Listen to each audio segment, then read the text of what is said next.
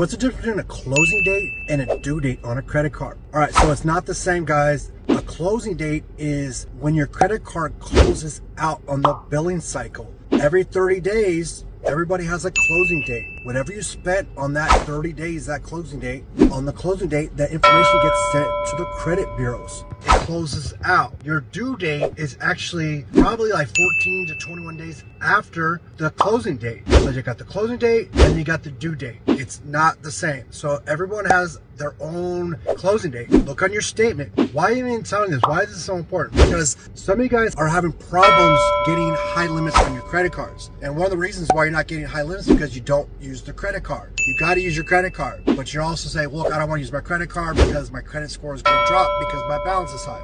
No problem. I'll give you a little hack to show you how to swipe your cards as much as you want and not have your credit be affected. So what you do, first of all, you need to use your credit card. If you want big limits, you want a good relationship, you got to use your credit cards. So I would swipe, use your credit cards for your gas, for your food, for basically everything. And 3 days before the closing date, I would pay it down to like 10% or 2%. Definitely 3 days before the closing date, because before the closing date, when the card closes out, they send the information to the credit bureaus, like I mentioned. And that's what gets reported on your credit report. So you need to build your credit card, you need to build your credit card, a good relationship with the credit card company, so they'll give you a big limit, but you also need to protect your credit score. So 3 days before the closing date, make a big payment, pay down to 10%, 2%, definitely under 30%. So your credit debt utilization doesn't jump up and your credit score doesn't jump. All right, guys, that's the difference between a closing date and the due date. First, you got the closing date, and then usually 21 days after that is the due date. The reason why it's 21 days because back in the day before the internet, they would close out the credit card, they would send a bill to your house, you would write a check and send it out, and you would pay your credit card monthly statement. All right, guys,